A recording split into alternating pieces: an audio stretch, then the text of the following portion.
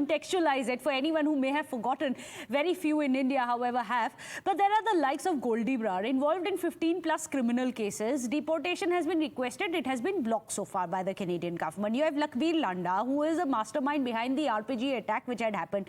Deportation requested, so far not cleared by Canada. There is Arsh Talla, there is Rinku Randhawa, there is Gurwant Singh Pannoon, then there is Gurmeet Singh, you have Gurjinder Singh Pannoon. Cases related to terror and arms act in some of these cases. Deportation again have been requested but not yet cleared, which is why Justin Trudeau, in his quest to perhaps reach out to that little vote bank, which he thinks at least is rock solid with him even now, he may have endangered his diplomatic ties with India.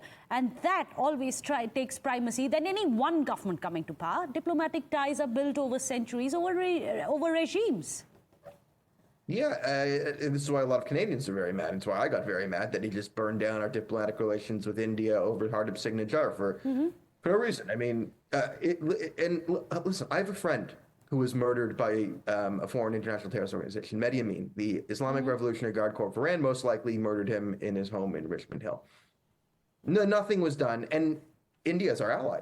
Iran's openly our enemy. The Islamic Republic of Iran says they want to destroy Western civilization, the Great Satan, Islamize the world, blah, blah, blah, blah, blah.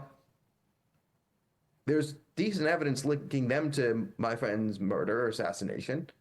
Nothing was done about that. We didn't go to DEFCON 1 over him. But Hardip Singh Nijjar, an active terrorist supporter, we go full bore for. Mehdi Amin, who spent his life fighting for Canadian values and against, Islamist terrorists, he's thrown away. Karima Baloch as well. Absolutely. But Hardip Singh Nijjar gets a moment of silence. But what happens from here onwards? Daniel, what do you see happening in the next few years in India-Canadian relationship?